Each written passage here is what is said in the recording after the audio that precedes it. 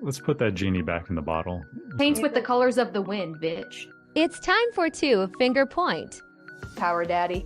Our shoes are in the pond. Extra magic hours, which we in turn called extra tragic hours. People called him the naked mole rat. Did you really just two finger point? Here are your hosts, Amber and Kylie.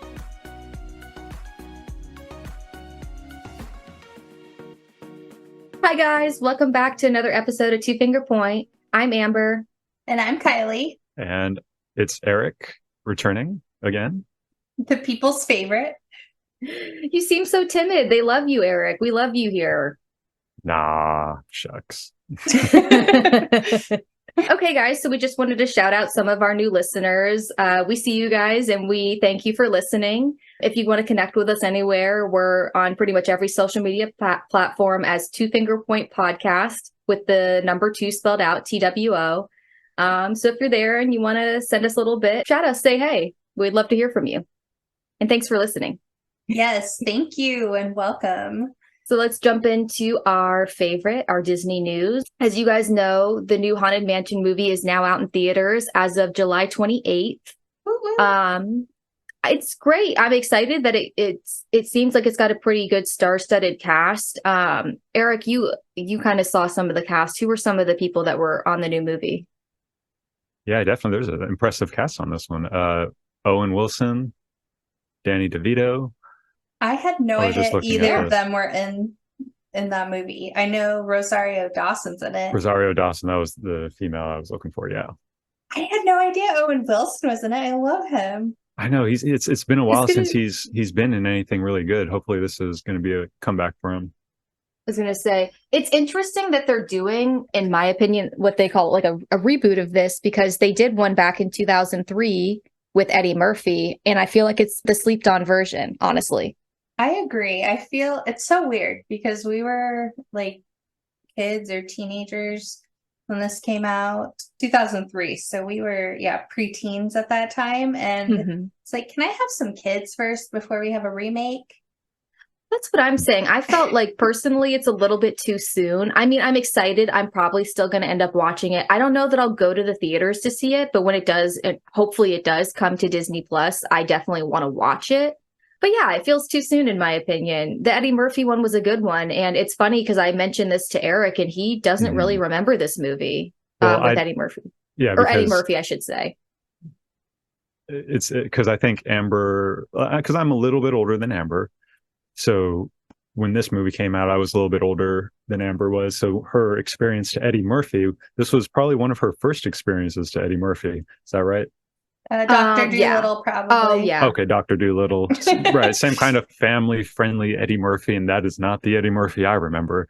Oh, yeah. I grew up with Eddie Murphy, Beverly Hills Cops 1, 2, and 3.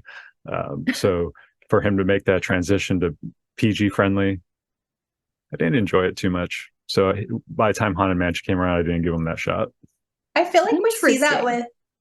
with comedians a lot, like Adam Sandler. Like once they start having kids, they move Yeah. from that comedy they were in and start going more family friendly. Even Ice Cube.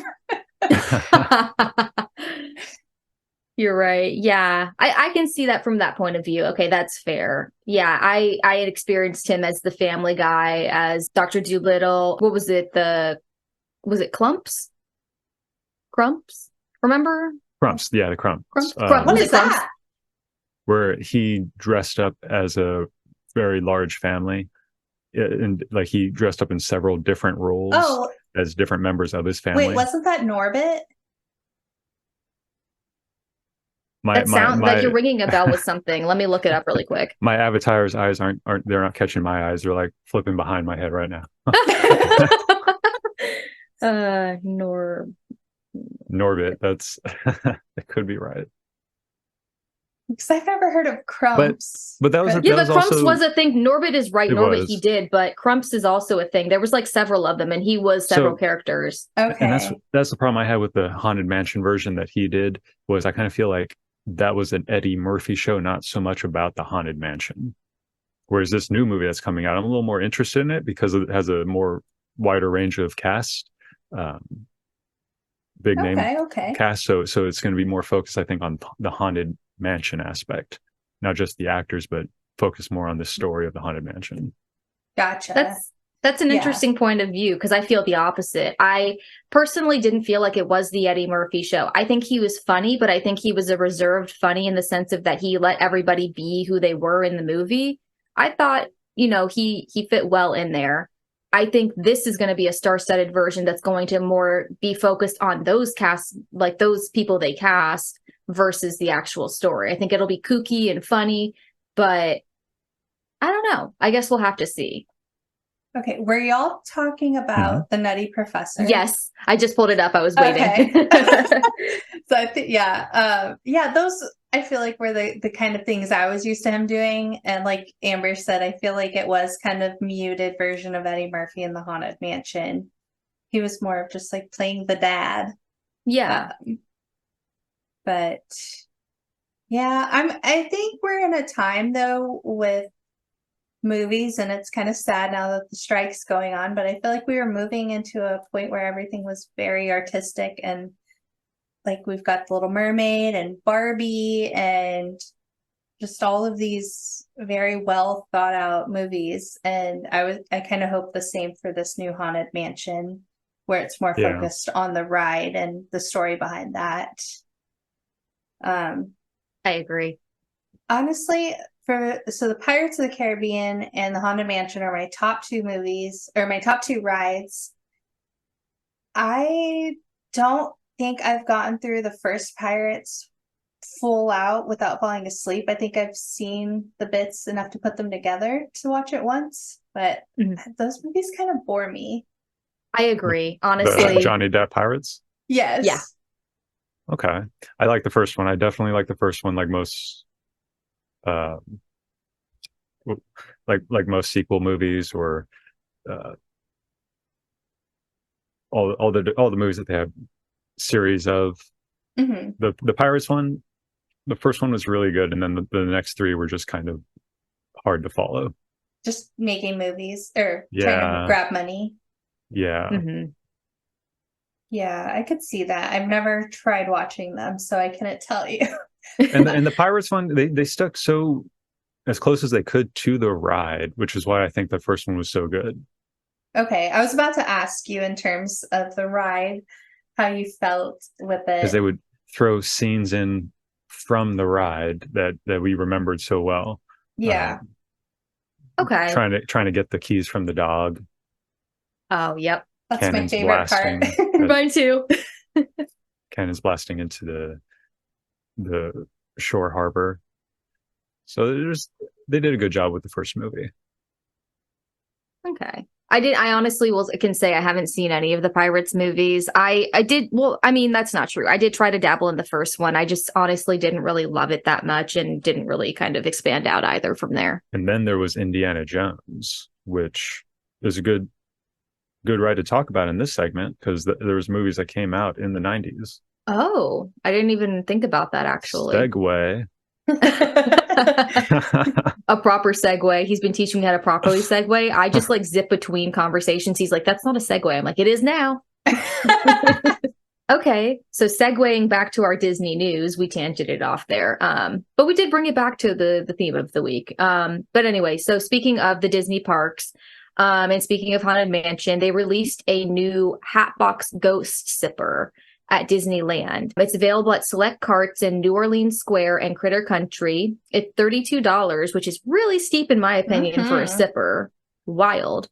But honestly, not that steep as far as like what they're pricing things for now. I noticed like the popcorn ones that you buy are like $25. So this is like on brand for pricing. It's just get out of town. $25 for a popcorn bucket. Right, Eric? I think I saw like the special ones you buy with the strap. Same thing with a strap, like $25. I'm gonna have to take a hard pass on that. Yeah, I guess they're charging for the cleanup too, because if you just throw a little bit of popcorn on the ground and watch, like someone will come clean it up. So terrible. I mean, for the $32, that's crazy. That's too much. But I do It is. like that it has a carrying strap. I like that these things they're giving you now give you the option to kind of just like keep it with you, like keep it and keep it moving. The colors are deep royal blue and iridescent lime green for the ghost because he's a ghost. And the strap itself, it has royal blue with spider, bats, and cobweb patterns like throughout it. And I guess this is where it makes it a hefty price, is that the drink thing actually it lights up. It has a battery pack. And his face, like when the light shines on it, creates like a spooky face. Like he's got a spooky ghost. Spooky ghost face. Spooky ghost face killer. Okay. I know that was like a mouthful to get out. But anyway, yeah, so that's an option. It says it's at Disneyland. I was kind of doing a little bit of research. I think they're starting to release it at Disney World as well. So it looks like it's in both places. It's available for anyone who wants to spend $32 on a drink cup. Won't be me. Next thing for Disneyland, I'm actually going to go with probably the most upsetting news, according to Erik. It's that Fantasmic, they updated that it is going to be officially on hiatus until spring 2024. So it was supposed to come back in like a month. Yeah, Labor Day. Labor Day weekend. My favorite attraction Same. at Disneyland. One of the reasons I even wanted to get my Disney Magic Key Pass, and then they just take it away right out from under me. That is my favorite show too. That is some awful news there. But I'm just really glad that last time we went, before we got our passes, I did make Amber see the Fantasmic. He says make. It's just because it's so hard. You can't really get a seat. And honestly, at this day, we didn't really want to wait for a seat. So what we did is we kept pacing back and forth and watching it, which is fine. Hold on. It was great. I'm not proud of it, but it is something that I realize you can do to watch that doesn't work on the parade, but Fantasmic. They don't want you to stand where you're in the walking aisle. Mm-hmm.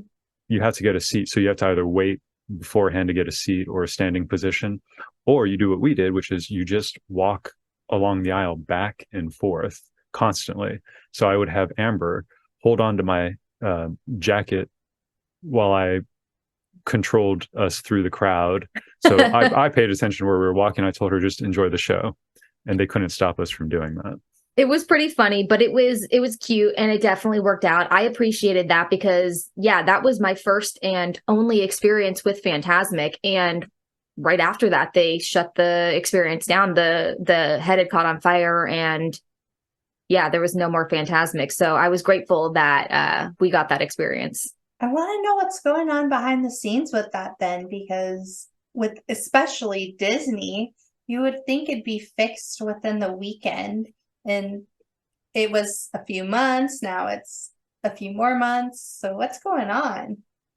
Yeah. I mean, they released a statement, which is honestly, in my opinion, pretty generic. It doesn't really explain anything, but it looks like they're continuing to just like revamp it. I think they're trying to find a way to not use actual fire, because that's what they've been talking about, is they're not going to do fire anymore out of the dragon's head. I think they want to do some kind of CGI experience with it now, just because of what happened, like with the dangerous situation that happened. Okay, well, that's too if bad. they can do a hologram, I'll give them more time, but it better be good. Well, at least throw like big blast of heat in our face. It doesn't have to be fire heat, but like because I really like that where you can actually feel the flame. Yeah, I wouldn't be surprised if they had that already going, like in the areas that the flame's not aimed towards. Oh yeah.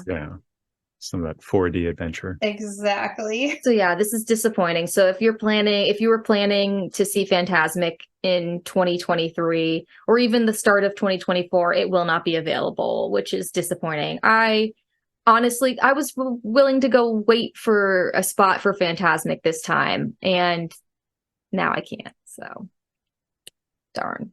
But you can still go on to the Tom Sawyer Island and bust out some Mickey moves like on the stage in front of the whole Main Street, and that's fun to do. You're right. Do your own Fantasmic reenactment. Live your best dream life. Right. You know what? Next time, Erik, we go, I'll let you have your moment. I'll play the Fantasmic music on my phone, and you can just like bust out a move real quick. Be He's like, don't worry, laughing because he guys. I wants used to work here. Don't worry, I'm a professional. Uh, That's funny. All right, so it looks like Disneyland Park is going to start serving alcoholic beverages, which okay. wild, right? I'm not exactly sure when they're set to do this, but they have a few different places that they're going to have beer, wine, and mixed drinks that are going to be available. So River Belle Terrace, Carnation Cafe, and Cafe Orleans are Okay. what are set to have some options. And they look pretty good, or at least what they're saying they're going to be. So a wild berry mule at River Belle Terrace, a Pim's Hurricane at Cafe Orleans. Hurricanes are dangerous, by the way, everyone. Terrifying. I've had some in New Orleans, and those are an experience. And then Bloody Marys, mimosas, and peach pie margarita Ooh. at Carnation Cafe. Peach pie. Margarita, though? I cannot drink margaritas because Me neither. tequila makes me not a pleasant person. High five. Me too. I'm not angry. I just cry a lot and yeah, I usually vomit. Literally, me too. I'm not even joking. Like, me too. They should have like types of alcohol based on the land that you're in. That's Oh. brilliant. I love That's a good that. idea. Oh, I love that Ooh. idea so much. It's like you want to have a crazy good time. You're going to go down to Adventureland, get some of those tequila drinks. I like this for our option for check off list, or for like drinking around the world, like drink in specific areas of like. Yeah. All right, so we'll jet over to Disney World.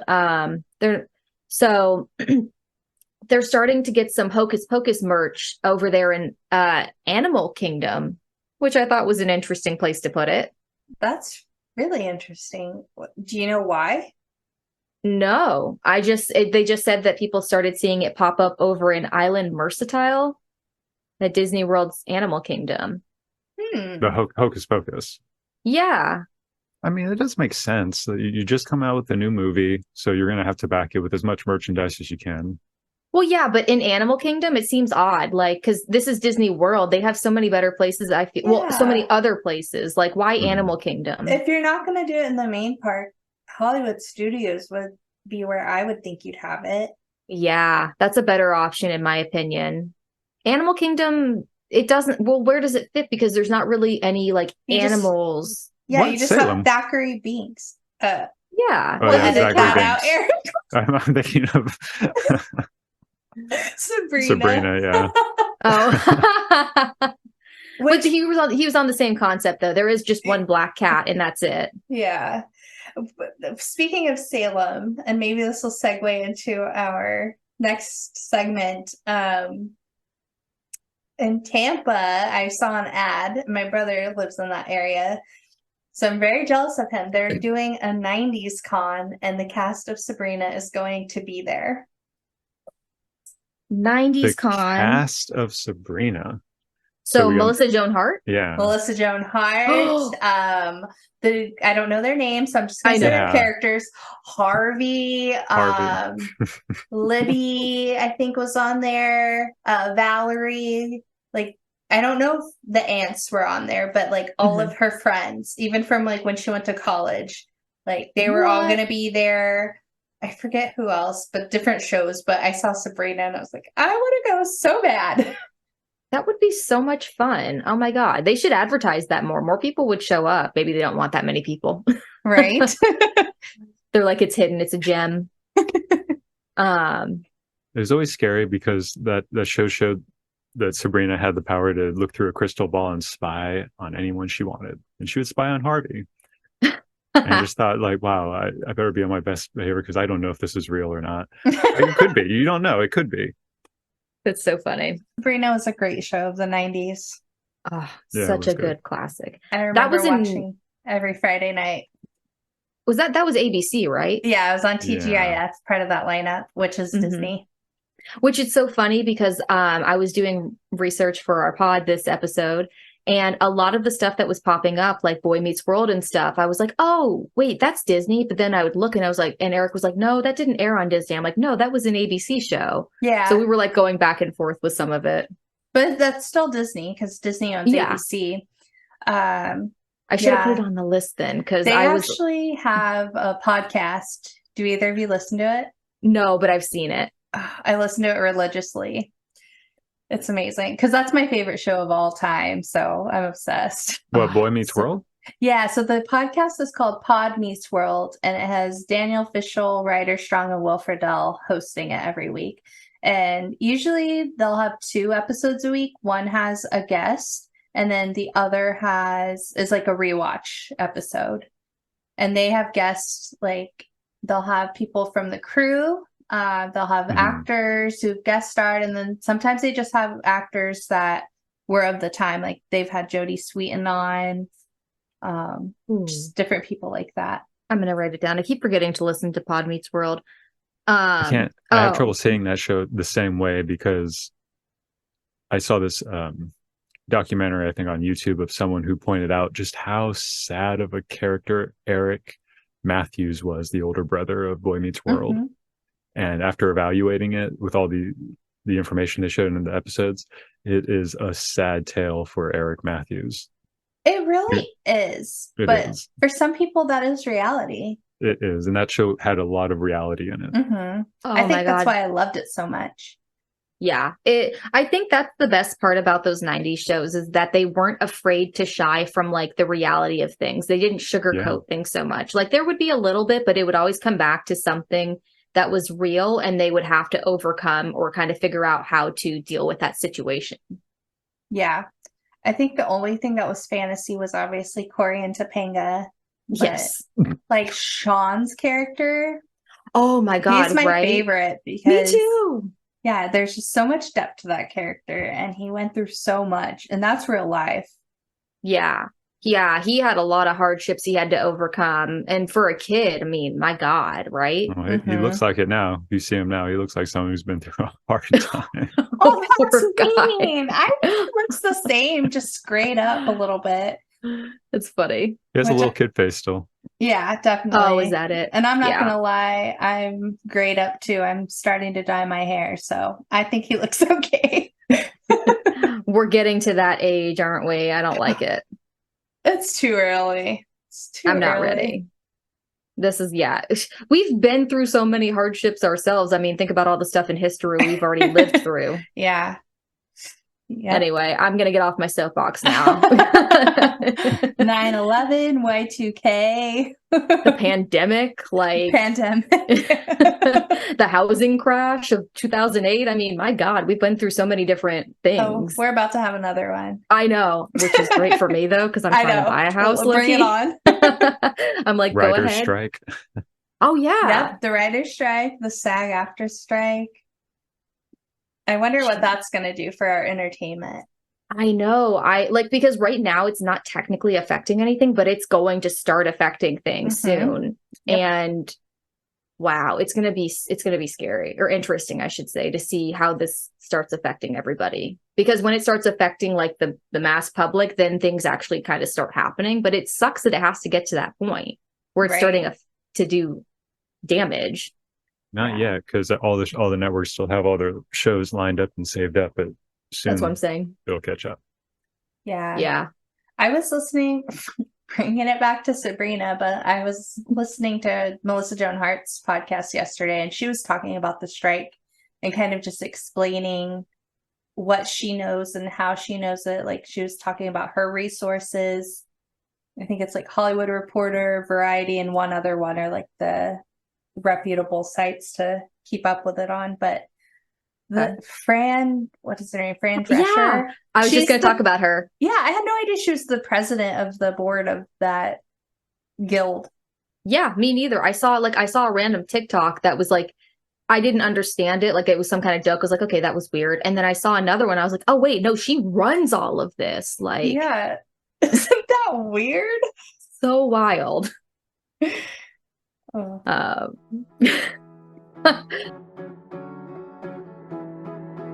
Attention all DCPs, cast members, and all other Disney fanatics. Do you have an interesting story related to Disney? Maybe you'd love to share what it was like working for the mouse, or why Disney holds a special place in your heart. Or maybe you want to give us the dirty details about your roommate and how awful they are. I mean, yeah. Write into us. We'd love for you to share your story on the pod. Or even have you share your story on the pod. That too. Don't worry, if you want to stay anonymous, you can. Christopher Marlando. Reach out to us at twofingerpointpodcast.com/contact or DM us wherever you're connected. Our segment of the week is 90s edition. I love the 90s Disney edition, you know, like the VH1 specials they used to run. And just to give like a little bit of information, the CEO of Disney at the time was Michael Eisner. He was the CEO from 1984 through 2005. And during, so they had a Disney period called the Disney Renaissance period, and that ran from November of 1989 through June of 1999. I would say some of the most prolific animated films were created during this time. So we had Little Mermaid, Rescuers Down Under, Beauty and the Beast, Aladdin, Lion King, Pocahontas, The Hunchback of Notre Dame, Hercules, Mulan, and Tarzan. Ooh, Tarzan. Thank you, Phil Collins. Mm-hmm. I think it's interesting that Beauty and the Beast came out in 1991. That's like the movie of our year. Yeah. It came out November 1991, which is my birth month, and Belle's my favorite princess, so I always found that special. Oh, yeah, that's definitely a solid classic. And Rescuers Down Under, I've seen that movie a couple of times, but it's been so long, and seeing the name of it again, I was like, oh my God, I forgot about that movie. Yeah, it was a cute one. And I don't think I knew at the time, it wasn't until later that, you know, there was a Rescuers original movie. You didn't know that? It was something that I didn't see because I had seen Rescuers Down Under first. Yeah. And the Rescuers it was just such an older animation. And because my parents weren't so much into the animation aspect of it, so it just wasn't one that they had shown me. Gotcha. Yeah, I think I watched them like back to back when I first saw them. So I always knew there were two. Yeah, I think I'm with Eric. I think I only knew about Rescuers Down Under, and then I think I went back and watched The Rescuers later on. Oh my gosh, you guys, you missed out on cute little Penny for the longest time. That was a dark animation. It was. It's pretty sad. Yeah, The Rescuers, that one dealt with kidnapping. Like, yeah. not kidnapping dogs, but kidnapping children. Oh, Jesus. Yeah. They don't make them like they used to, guys. No, just kidding. But no, and then just a tidbit. I think you mentioned this in like one of our previous episodes, but I forgot. I didn't realize that Oliver and Company was an 80s movie, not a 90s movie. Oh, yeah. When I watched it as a kid, I think I assumed it was early 90s and didn't realize it was 80s either. But I didn't watch it till like the later 90s. We didn't obtain it, and then I loved it. Yeah, that was me too. Like I kind of discovered it and I was like, where has this been all my life? That's another good solid animated movie, but not in the 90s. All right, so then let's move over to some of the Disney Channel shows that we watched in the 90s. Who wants to kind of go first? I can go first. Okay, go ahead. So mine are a little bit, well, they're kind of a mix, but the first two I have are kind of earlier 90s, so I wonder if Eric remembers them more vividly. So the first one I have, it's a twofer. So I've got Kids Incorporated and the MMC Mickey Mouse Club. Do you remember those, Eric? I remember the Mickey Mouse Club. Okay. Not the first one. I don't remember the first one. Yeah, Mickey Mouse Club. I mean, that continued on for a really long time, didn't it? I think it was 2 years. But it seemed like it was a lot longer. Mm-hmm. But pretty much both shows were the same kind of thing, just talented kids. So MMC, for the listeners who don't know, it was kind of a variety show. There was music, dancing, acting. They would do little skits and stuff. But it introduced us to a young Britney Spears, Jay-Z Chazé, the true leader of NSYNC, Ryan Gosling, Kerry Russell, Justin Timberlake, and Christina Aguilera. And Kids Incorporated starred Stacey Ferguson, aka Fergie, and also credited as Jennifer Love Hewitt and Mario Lopez. I didn't know Ryan Gosling was in Mickey Mouse Club for some reason. I knew about everybody else, but not him. Look it up. He's a little cutie. I was actually showing Nicholas a clip yesterday of him singing on it. He's adorable. Oh, I need to see it. Yeah, apparently him and Justin Timberlake lived together during that time. I can't remember which one of them, their parent couldn't be there all the time, so the other took on the other kid. So they kind of lived like brothers in a sense. Okay, interesting. Ryan Gosling's performance in Barbie.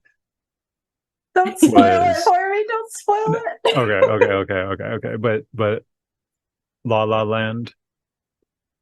Did you see that? I hate to say this, but I fell asleep on it. But I did try to watch it. He's not the strongest singing performer. Okay. That's how I feel. That's what I get from him. I think he's actually really good in most other aspects of his acting, but his singing, not my favorite part of his acting. I haven't really followed his career too much. I tried La La Land. I saw that one. Stupid Crazy Love, and I feel like I've seen one more movie with him, and it was not The Notebook. Okay, I was going to say The Notebook. I figured one of you guys would ask that. I don't remember what it was, but I've only seen a handful of his acting. Same. So the Mickey Mouse Club was in black and white at one point. Yes. And it's just been running this whole time? No. So they had one, I want to say it was the 50s, and that one had Annette Funicelli in it, and I'm sure other people went off to do bigger things, but I was not alive during that time, so I don't know. But same concept. They would do singing, dancing, acting, little funny skits. And I don't know if you guys remember Vault Disney, what they would play at nighttime. It would be on during that time. And then, little known fact, they revamped it or rebooted it in the 70s. I don't know anything about that one. And then they rebooted it again in the 90s, which is this one, MMC. And then I think they tried to reboot it in like within the last 10 years, and that flopped. Yeah.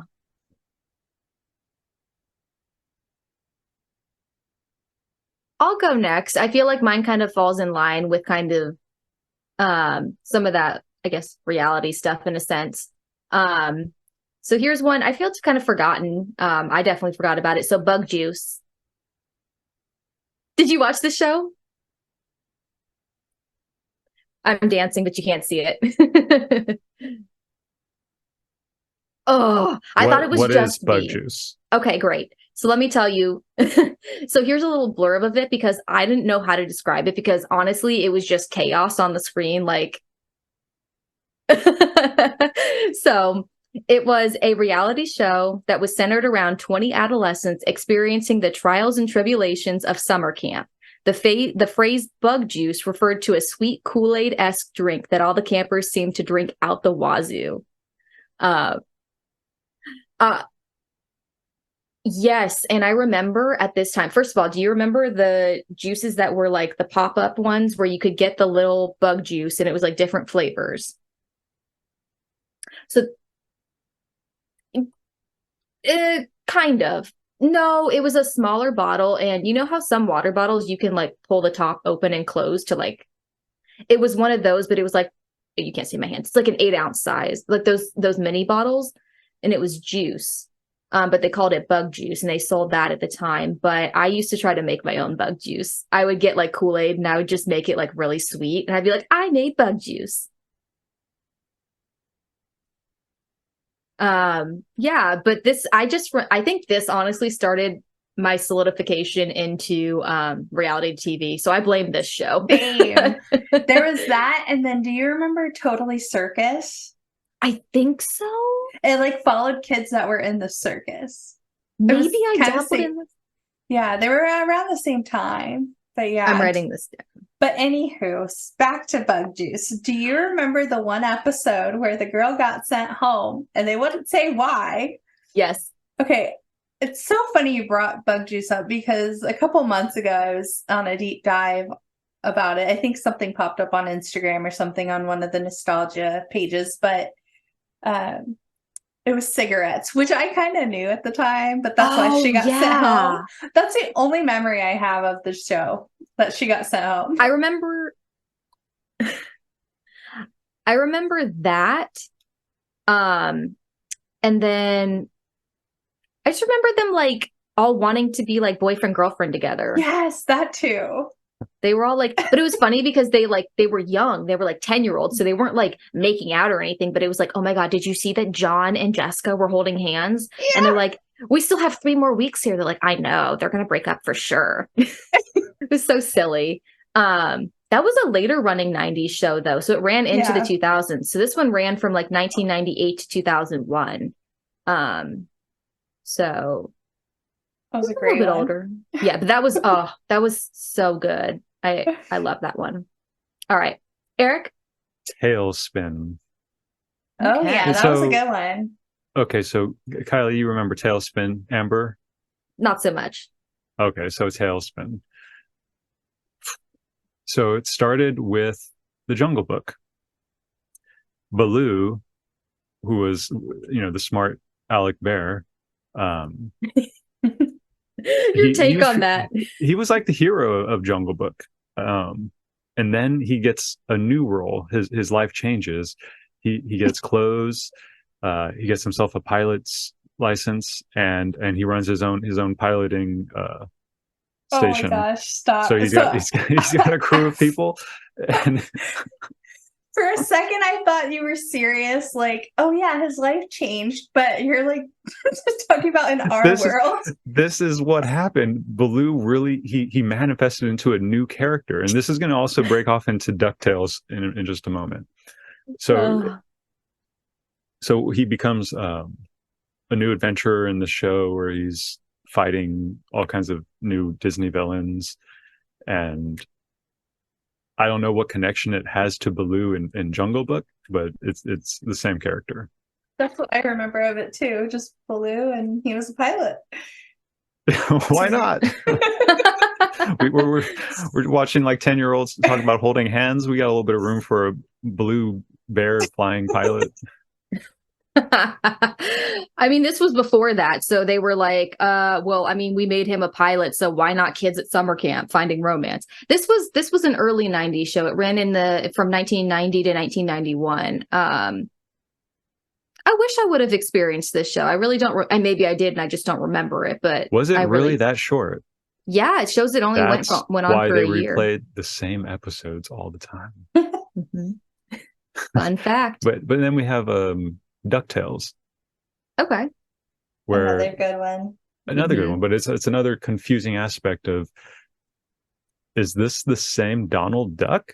No, this one is different. This is his Uncle Scrooge McDuck.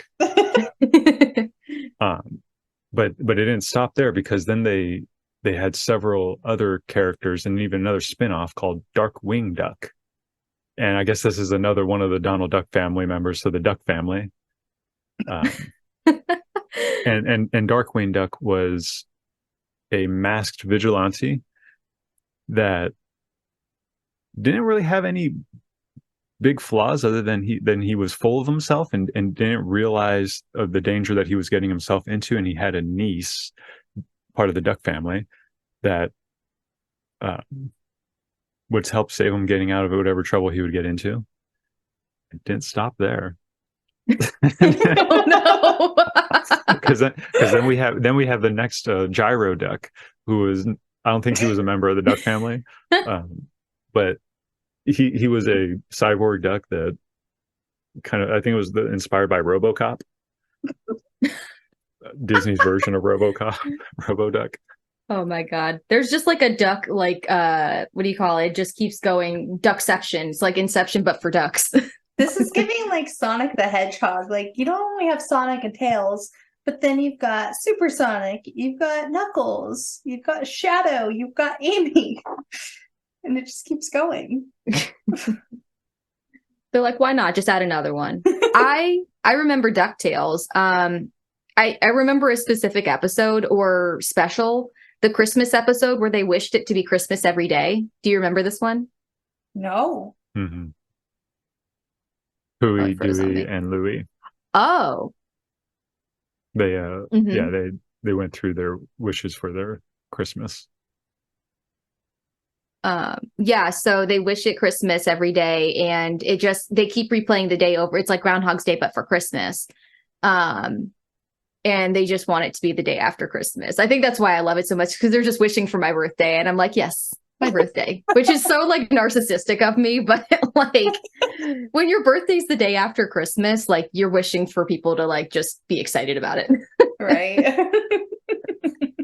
So not to bring it back about me, but anyway, I remember this movie that was the exact same plot, and it was literally called Christmas Every Day, and it had a young Erik Von Detten in it.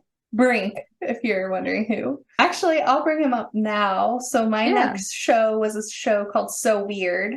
It took place in the late 90s. It's kind of like an X-Files for kids. Did either of you watch this? I think I might have seen a few episodes of it, but I didn't like religiously watch it. Okay.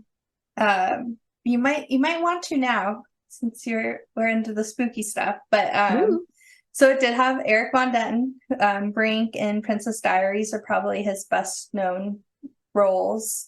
And then it also had Patrick Levis from Brink, who played the best friend, and then he played the older brother in Miracle in Lane 2. So it was, their mom was a famous musician, and she was played by Mackenzie Phillips. Honestly, if I had never seen this show, I wouldn't know who she was, but both my parents knew who she was, so I'm going to take it she has some fame to her name. But she played a musician who was always on tour, and the whole family would go on tour, and in every place they were, something spooky would pop up. And Fee was the main character. It was a girl who had a blog, I believe, about her spooky stuff, and her brother and her cousin, they would just go on these adventures, kind of discovering them. I honestly thought it was a fever dream until I saw it back on Disney Plus. I'm like, okay, this was real. This reminds me of, what was the Get a Clue? Oh. Like a spooky version of Get a Clue. Kind of. Okay. Not as glamorous. Sure. I feel like Get a Clue, they're very high fashion and Then kind of private investigators. This was more of like Supernatural. oh, Kind of okay. like, it was like a kid's version of Supernatural. Okay. Maybe I'm thinking of Harriet the Spy, but still. Since you mentioned it, Brink. Oh, One of my favorite DComs. What a great movie. It really was. Do you remember what the company was that sponsored him? Oh, I know that the Pup and Suds. I remembered that. I was trying to remember the other one, which were they the X Blades? Yeah, that he was. Okay.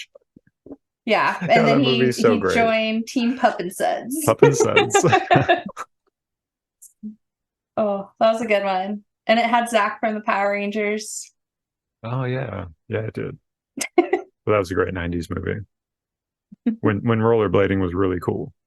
all right. So another solid but later 90s show was Out of the Box. This was a later one. I don't know if you watched this, Kylie, or if you saw it at all. Vivian and Tony were my bestest friends. Oh, I love this. I heard the song and it awoke me. But I always wanted to make forts after I saw this show. Like I tried to make a fort out of pretty much everything. Like how did they have such a cool fort out of cardboard boxes? I think that was the scam, right? Yeah. Because you're like, let's make a fort, and ours didn't magically become this out of the box treehouse. Yeah, I was like, you lied to me. But yeah, out of the box, out of the box. Take one box, put it with the other. Or how about the one that sing at the end? They're like, so long. Yes, the goodbye farewell. song. Aw, too bad we're on Avatar mode, or I'd do the Oh, I know, right? But yeah, that was a cute little show. Was Bear in the Big Blue House Disney too? Oh yeah, that was Disney Yeah. Junior too. Mm-hmm. Yeah, I had younger siblings, so I got to experience some of this too. So shout out to you, Angelica. Thank you I think for it being was young. still appropriate for us to be watching that. Even when it wasn't, we were, because 1998 we were like low key 6 or 7, so this was Yeah. appropriate. But yeah, I was watching things beyond when I was supposed to. Like people are like, Camp Rock was beyond our age. I'm like, yeah, but I sat there and watched it. Sorry. We were still in high school. It's arguable. We were minors. Yeah, I'm like, cool and uncool. I thought it was cool. I don't care if you did. Whatever. That was the one thing that I was like, I don't care if this is cool or lame. Like, I'm going to stick with it. The only reason I hadn't seen most of these shows that you guys had was because it was a huge battle with Nickelodeon. Yeah. So many Nickelodeon shows that you think actually could have just been Disney shows at the same time. It was just a hard time for the 90s. You had so many choices. I feel like I balanced them perfectly fine. I think so too. I don't know. I knew I was a majority Disney personally.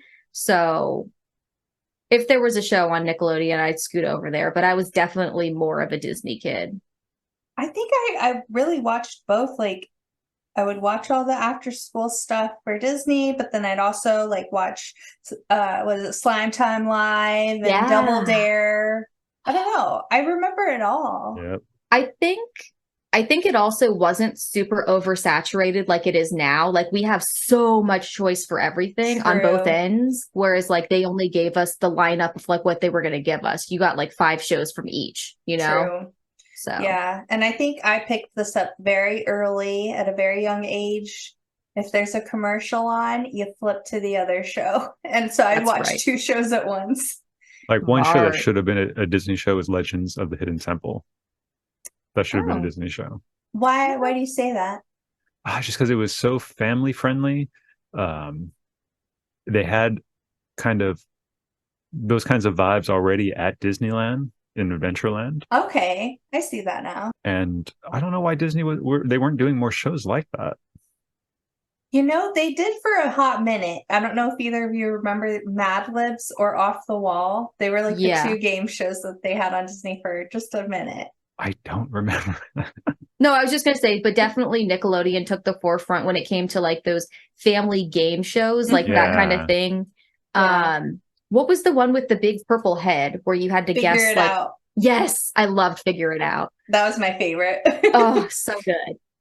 And so they have like all the Nickelodeon stars on there. Yeah. Like Lori Beth from all that. I just remember her being on there a lot, and then they would kind of switch them out.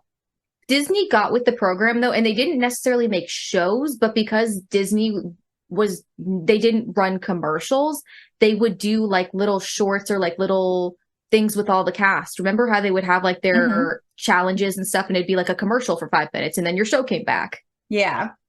So their commercials weren't that bad, but if I can be watching a Nickelodeon show at the same time, I'd rather do that.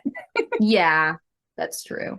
I just remember like Saved by the Bell, all the little shorts that they had, or not Saved by the Bell. Why am I calling? What was the Saved by the Bell? So stupid. Oh, As the Bell Rings. Yes, As the Bell Rings. I was like, what am I talking about?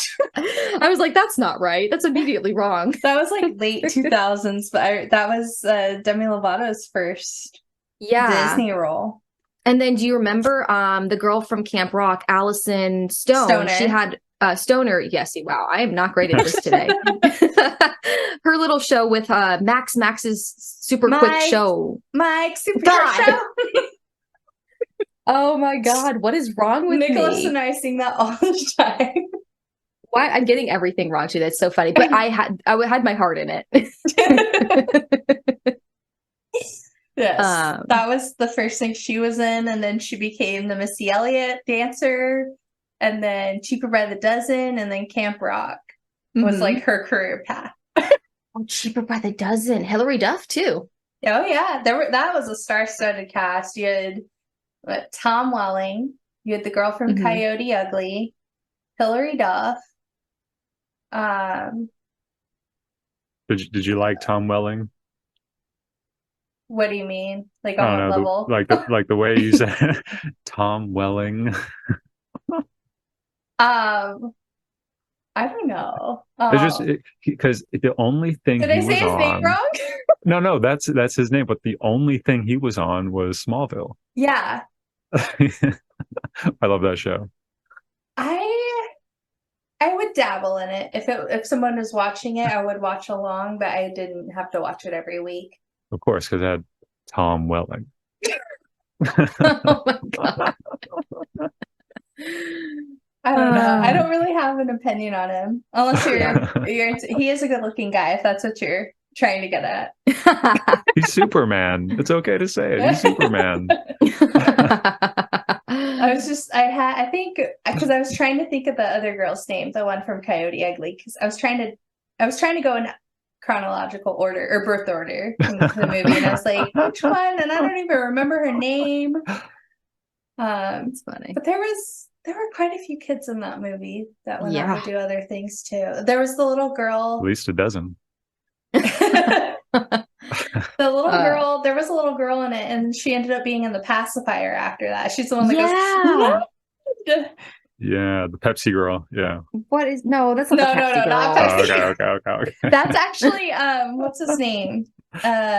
Jesse Eisenberg. Is that his name?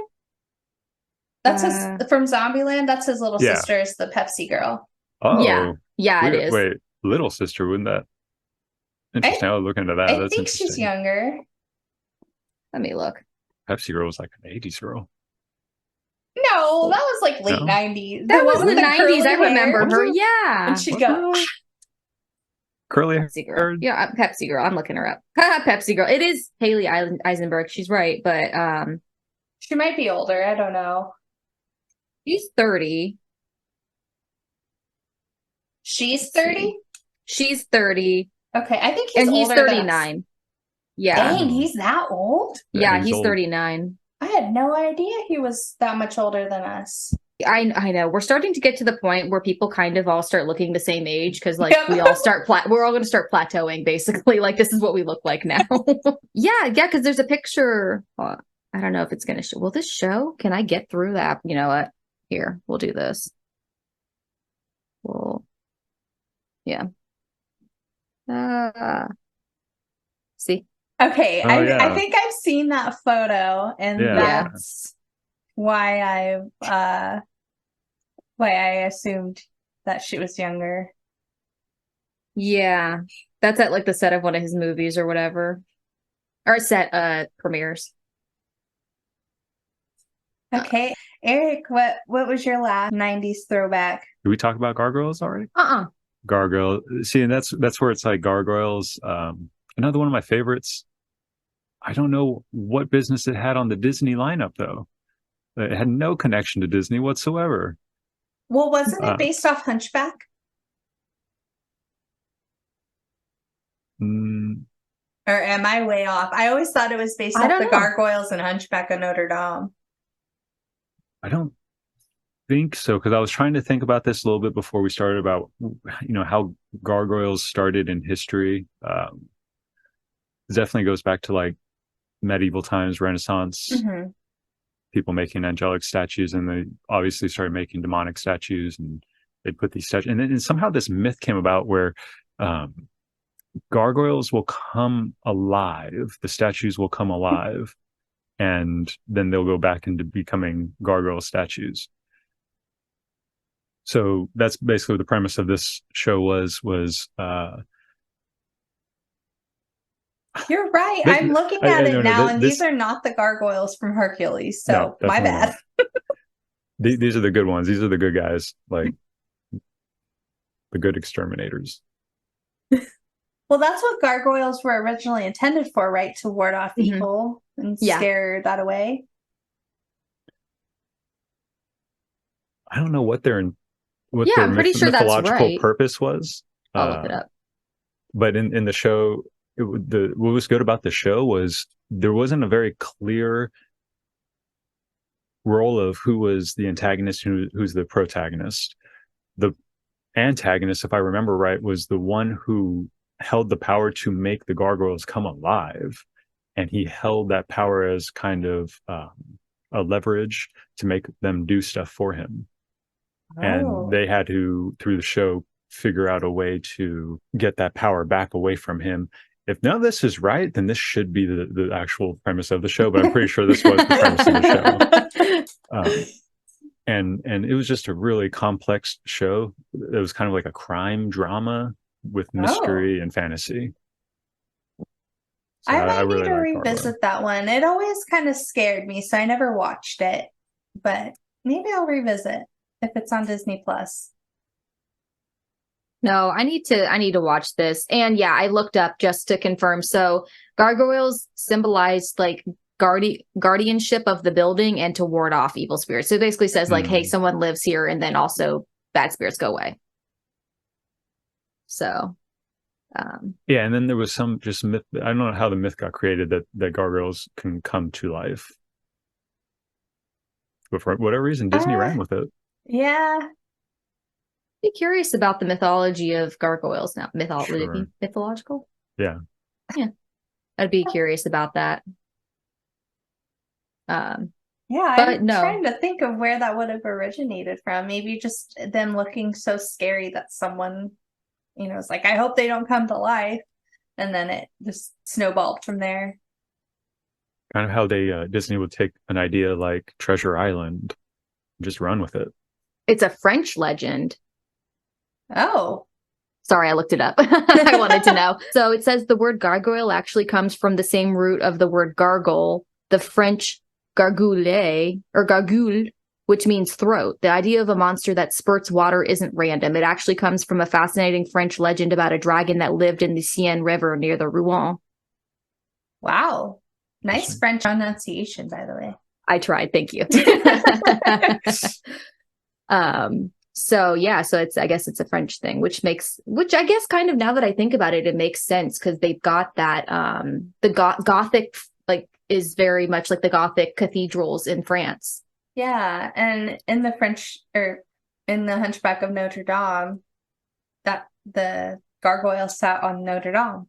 Oh, see? Yeah. And those were like a Gothic cathedral. Look, we learned something today.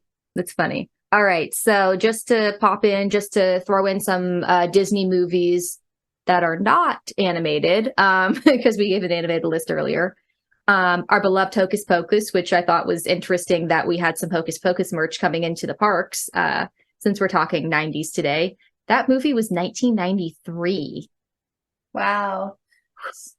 That was the same year like Sandlot came out. I'm trying to think what else Aladdin was 92. I don't remember what was 93 for the feature films, if any. Yeah, I can't quite remember, but that was their hot one. That one came out in summertime too, if I'm not wrong. I think they released that in like July or August. I remember reading something about it. It's a great movie. Love. Have you seen this? You've seen the second one too, right? I have not. I need to. I need to. I never got around to it last Halloween. It's good. I think it holds well on its own. I mean, I'm a solid classic girl, so I'm going to say the classic is my favorite. But of course. But I didn't hate it. It didn't do anything to kind of diminish the first one, which is why I'm okay with it, Yeah, when you take 30 years to make a sequel, it better be good. At least they kept some of the same cast. Mm-hmm. Yeah, I don't know if they would have been able to not without success, because you've got Bette Midler in there. You cannot replace her. I still can't believe they didn't bring back Danny. They didn't bring back the cat. That Kratos is not in it. Well, yeah, because I mean, his soul got released at the end of it. But still, bring him back. Bring his soul. No, back. he's not back. The essence of it is there. Found a way to bring him back somehow. Yeah. But it was nice that they got the 3 witches to come back. Yeah. If they hadn't done that, I don't think it would have been worth creating. Are the kids in it? No, neither of them are. I know, like, the guy wasn't going to do it, no, it was Allison. The girl Allison wasn't going to do it, I think. That was that the I don't girl think he she- liked or the little sister? The one who liked him. Oh, okay. I feel Danny like the was little gonna do it. sister should have been in it. She was I think iconic. Yeah, I think she was going to be, or maybe she could, I think she might be like cameoed in it. Yeah, none of them did, but they did get the guy that played Billy. He did come back. So we got, the zombie that was in love with Bette Midler's character. And he's like in the ground, right? What? Yeah. How do we even know that's the same Billy? Oh, because I said who makes a cameo in Hocus Pocus 2, and they said aside from Midler, Parker, and how do you pronounce Najimy? Oh, the other witch. Kathy. Najimy Yeah. or I don't know how to say her last name. me neither. It's okay, it's fine. And then it'll feature Doug Jones as Billy Butcherson. So I'm assuming that's the same guy. Like, yeah, he was finally done with Walking Dead, so we brought him back for this. Right, though. Yeah, no, none of them did. Max, Danny, and Allison didn't show up. Okay, yeah, I'm gonna stop looking at this. But yeah, they didn't. It's worth watching, I think. It was cute. It was good. They did a good job. I'll say they did a good job. They took long enough, so they did a good job making it. It's kind of how I feel they're going to do with the Wonka movie that's going to come out. Oh, spicy take. They're Okay. doing another Wonka movie. Oh, Yes. Yeah. God. They're Why? doing A it- prequel. But I'm excited, actually. I know. I am only excited because I'm interested in Timothy Chalamet. You know what? Chalamet. I've seen that actually. Now that you bring him up, I don't like him. Hot take. Oh, spicy take. I don't love him either. I'm interested. I think he has some talent. It's just a matter of the choices he's going to make, and I'm keeping an eye on him.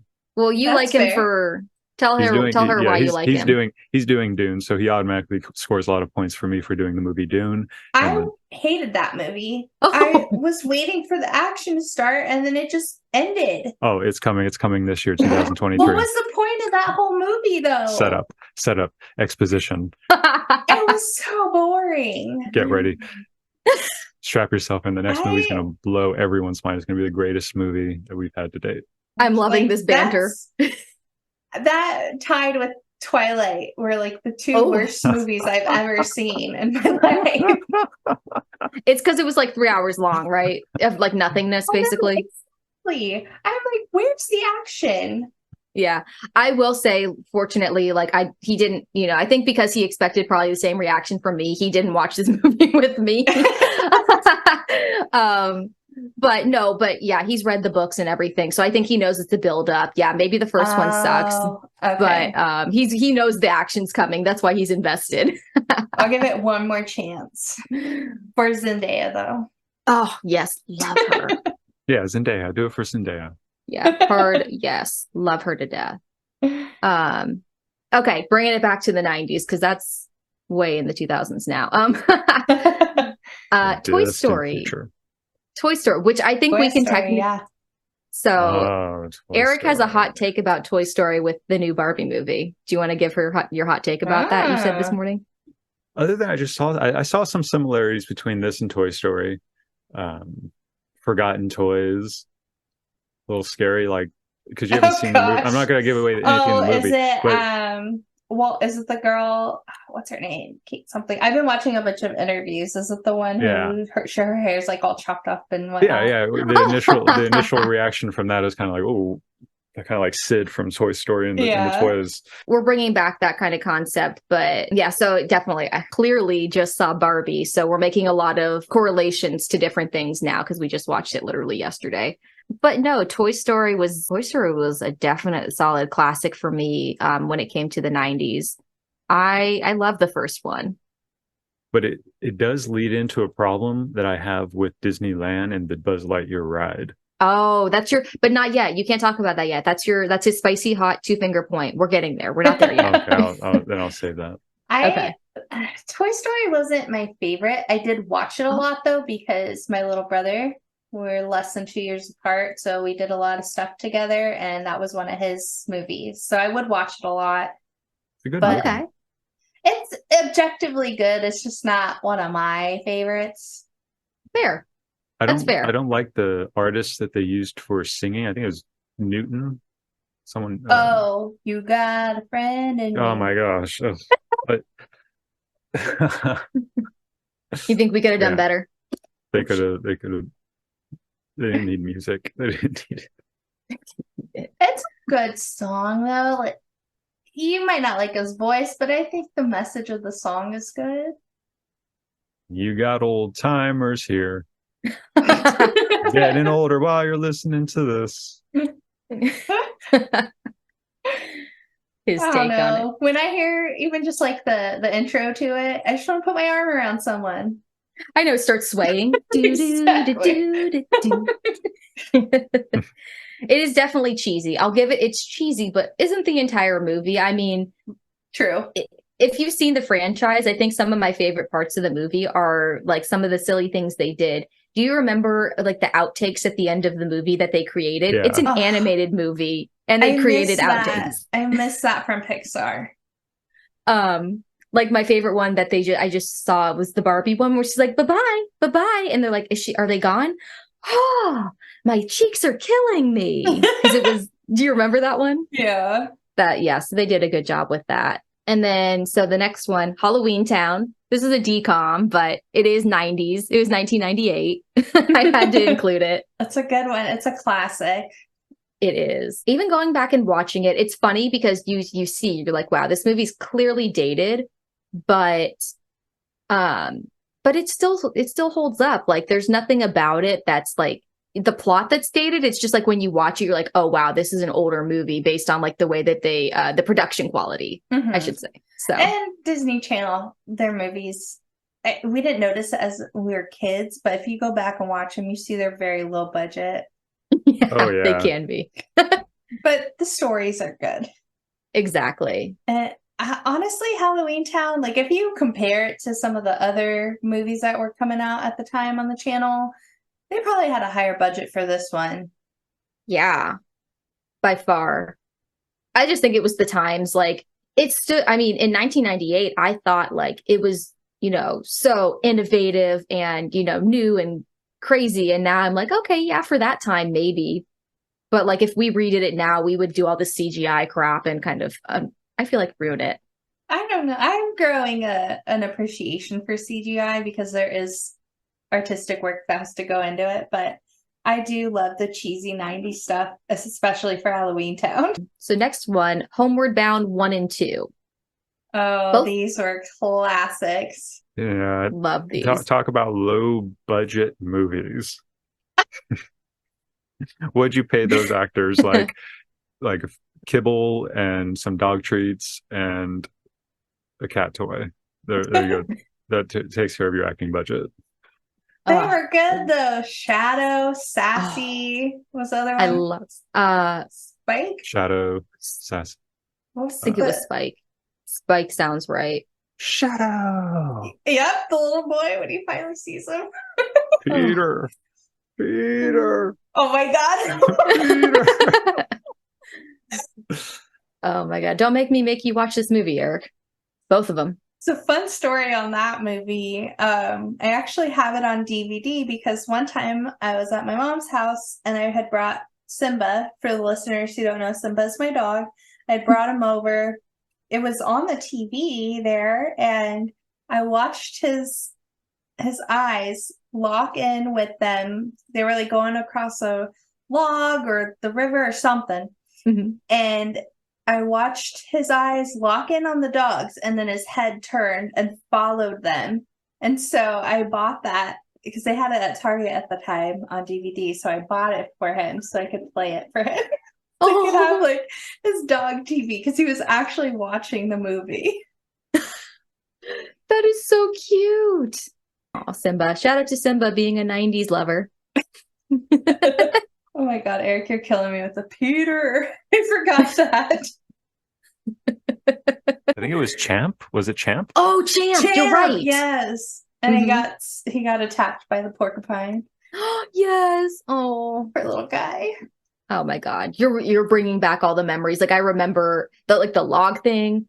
That was it, and the Golden Gate Bridge, the porcupine. Because was that the first or second one, the San Francisco one? That might be the second one. I think that was the second one. I remember both though. Yeah, because I think the first one they're on some ranch and then they take off, so they're just Yeah. in the woods. My dog got skunked but a little while ago and just reminds me of that whole Champ getting porcupined. Ridiculous. Aw. You're so mad at them, but then you're like get over here and let me help you. Yeah, Idiot. poor Arby.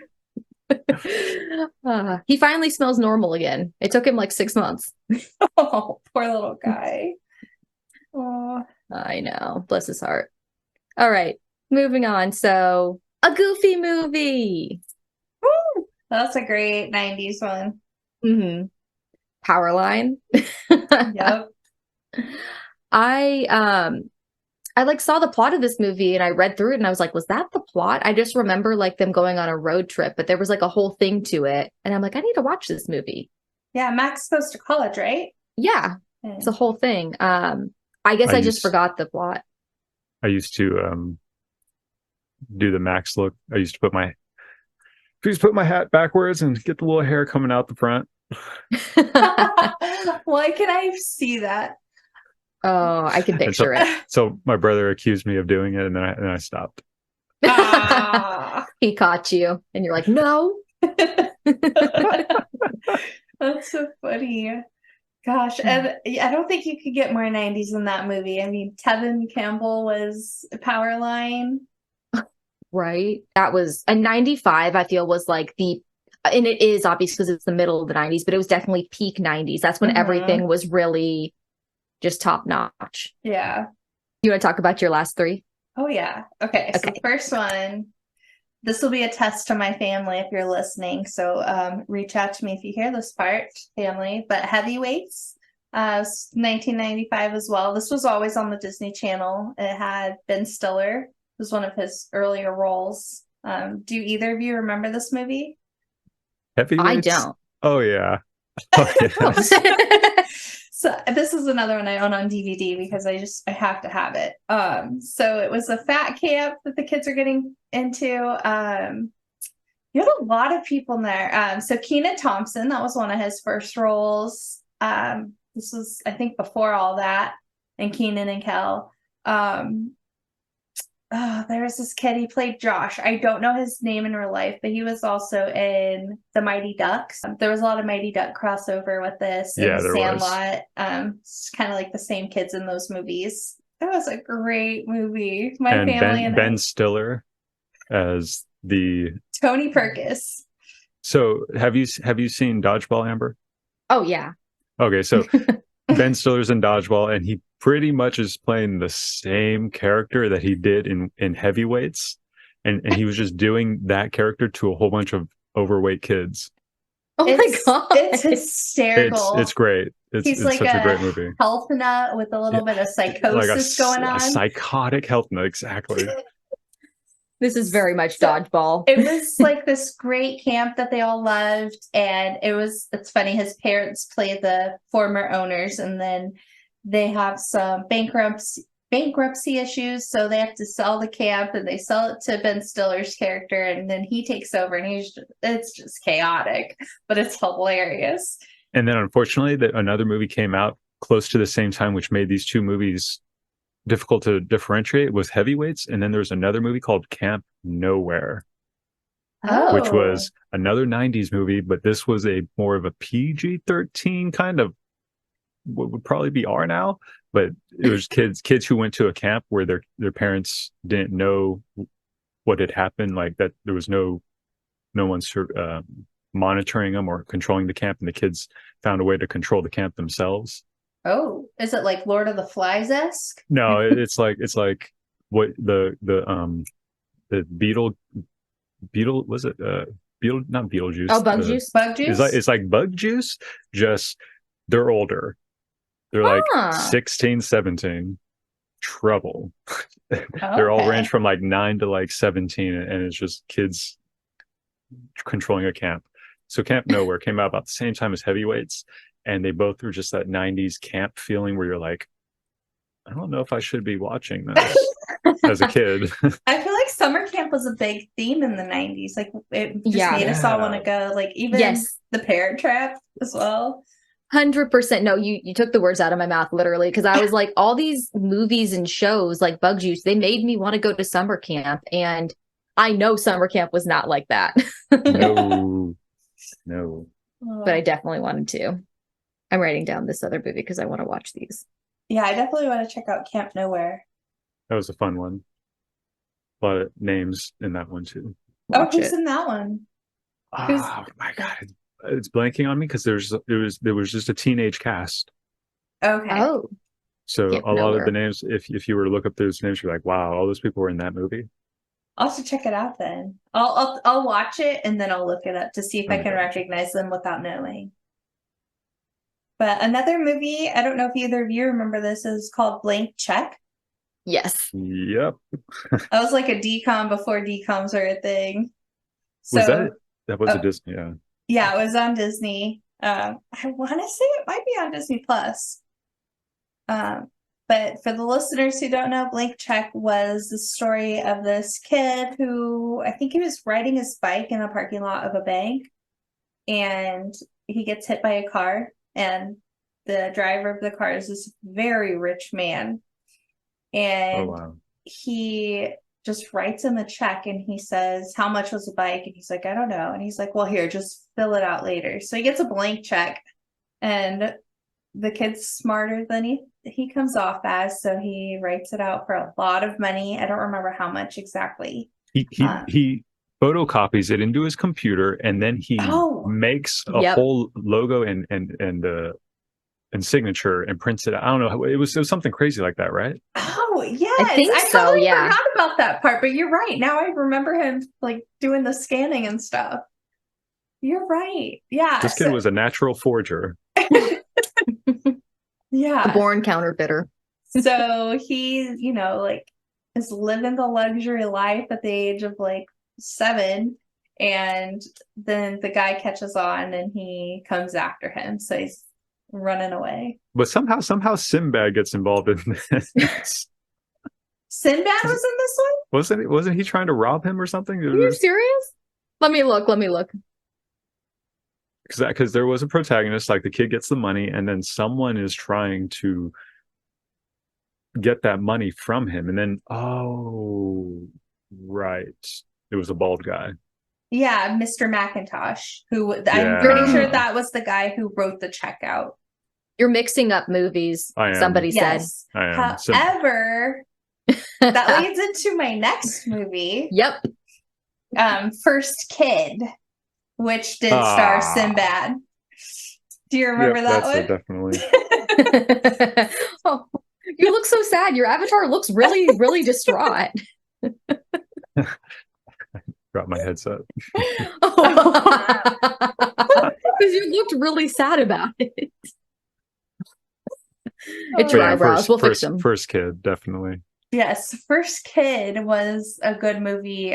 So it was obviously the first kid. He was the son of the president, and Sinbad takes over as being his Secret Service agent because he's gone through quite a few because he's a little turd. But they end up building a bond. And that was a good movie. I vaguely remember this one. I think I'd forgotten about it, but then when you explained the plot, I'm like, wait a minute, I think I've seen this. Yeah, I remember Sinbad ends up taking a bullet for him too at the very end in a mall. What a good guy. I asked Amber this, Kylie. So if there was a female president, what would be the title of her husband? Huh? Would it be First Husband? No, not First Husband. First Man, First Gentleman. First gentleman. Oh, Yeah, first nice. ladies, and this would be a first gentleman situation. Huh. I wonder So if first that will first ever kid, happen. it's funny. Yeah, we just wrote first in front of it. Hey, Amber, Hey, Kylie. have you been on our website lately? You mean our really awesome website that will show you where you can stream the podcast? That one. Not only can you stream from the site and see all the platforms you stream on, but you can also take fun Disney-themed quizzes and even grab our itineraries and scavenger hunts for the parks. What? We have all that? Duh, we gotta give the people what they want. go visit our website, twofingerpointpodcast.com. That's the number 2 spelled out, TWO, twofingerpointpodcast.com for all the good stuff. All right, so let's get to my favorite segment, our 2 finger points. Yay! Okay. I feel like we should let Eric go because he's on brand. Okay. Okay, Eric, give them your 2 finger point about your Buzz Lightyear ride. Right. So going in from, we were talking about Toy Story and how that kind of branched off in them creating a Buzz Lightyear ride. And that's when that ride came out is about the time that I was working there. So it was a pretty new ride. Everything was working. You could hit the targets multiple times and you knew when you hit the target. That was very clear. And even though it was, a lot of cardboard stuff that would be popping up, like it was a cheesy ride, but it worked. And there would be guys that would come. There was a guy that came in every single day to Disneyland, an older gentleman, the first gentleman. And like he, like a patron? yeah.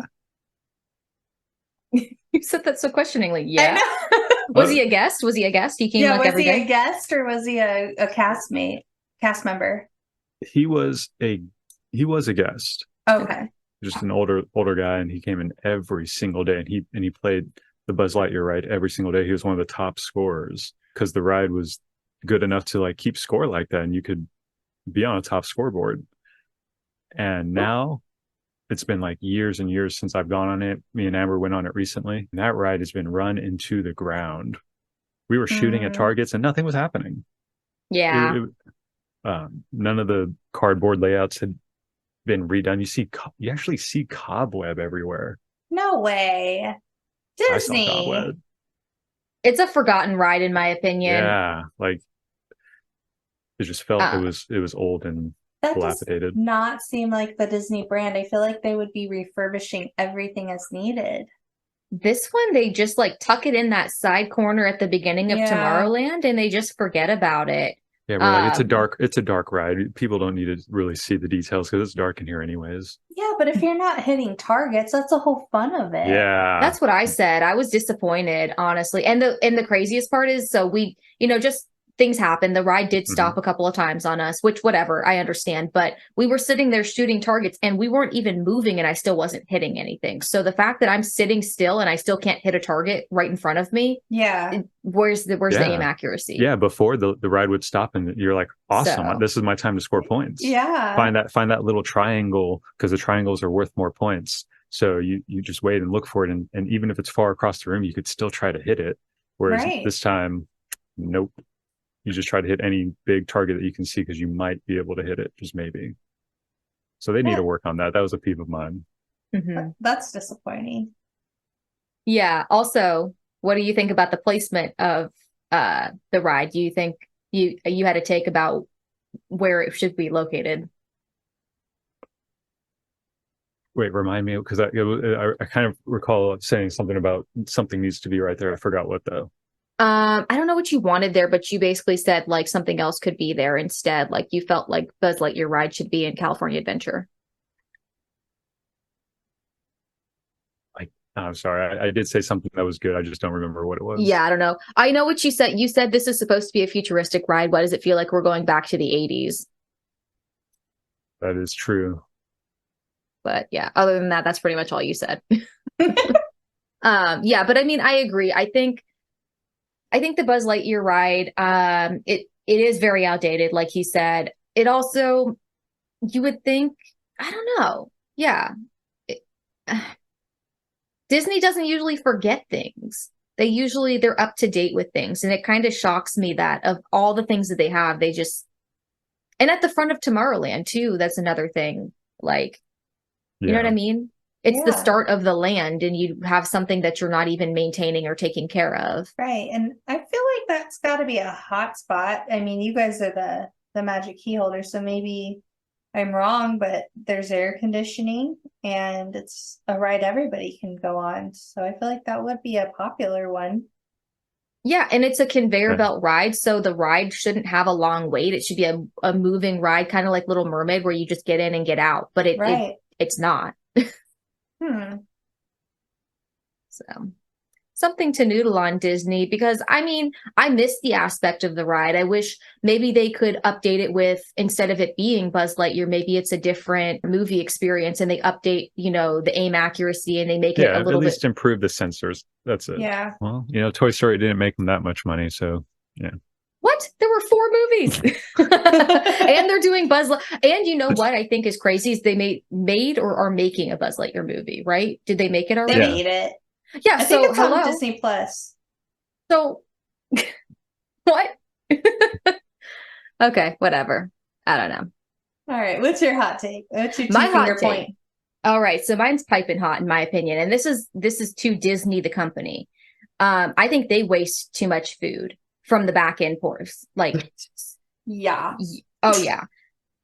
So every night we had to throw everything away, and obviously, and you would just see how many pounds of food would get thrown away, and that you couldn't take home or do anything with because it was a safety concern. Food, safety for them. They just didn't want to give it to us.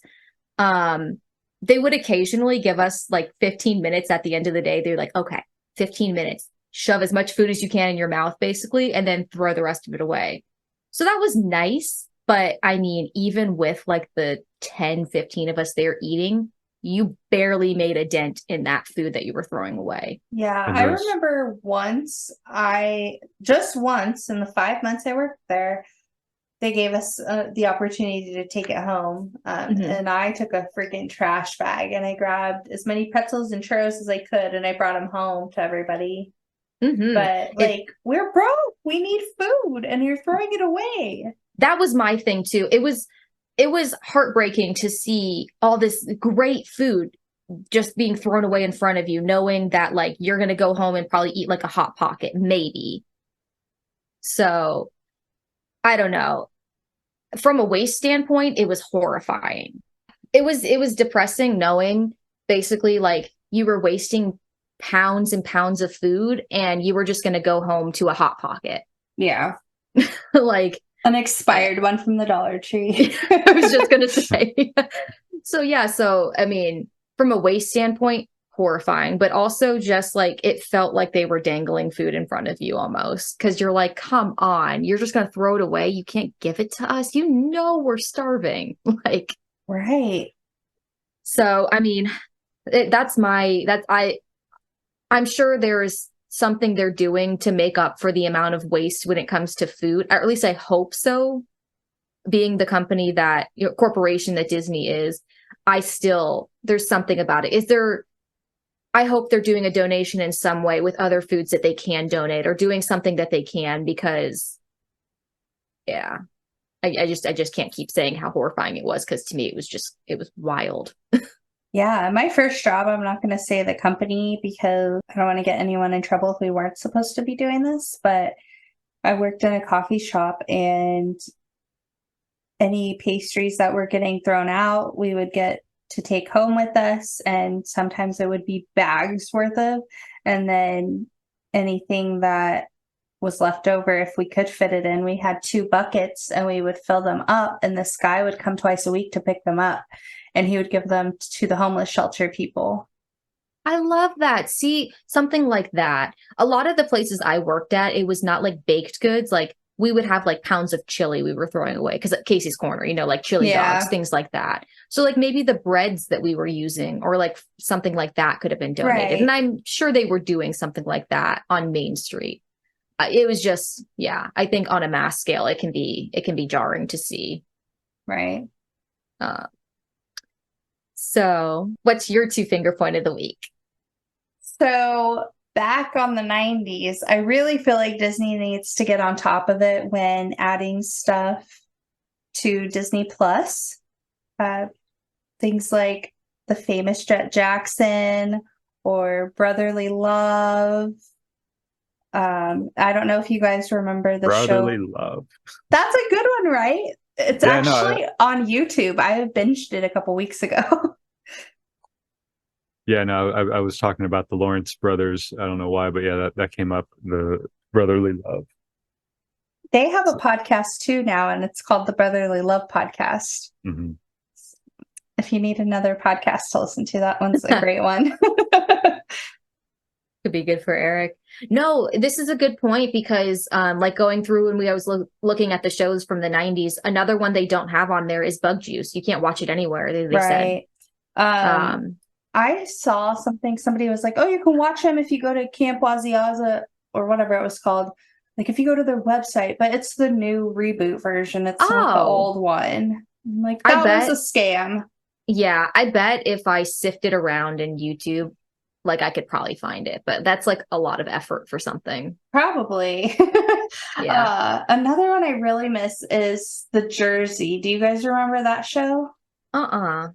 It was these four kids. I remember Courtney Draper was in it. She was in The 13th Year and Stepsister from Planet Weird.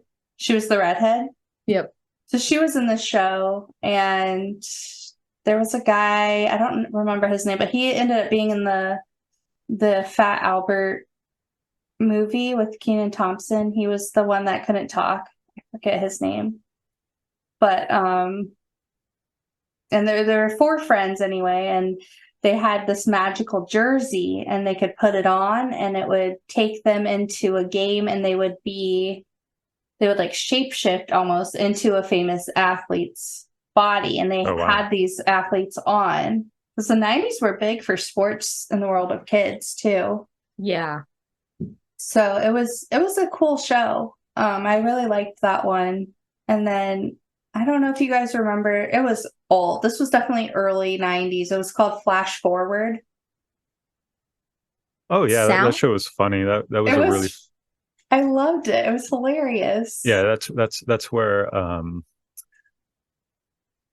the main actor on that. Oh, he's a really good actor. I don't know who he is, but I remember his character was named Tucker. It was like Tucker and Becca were the best friends. Ben Foster.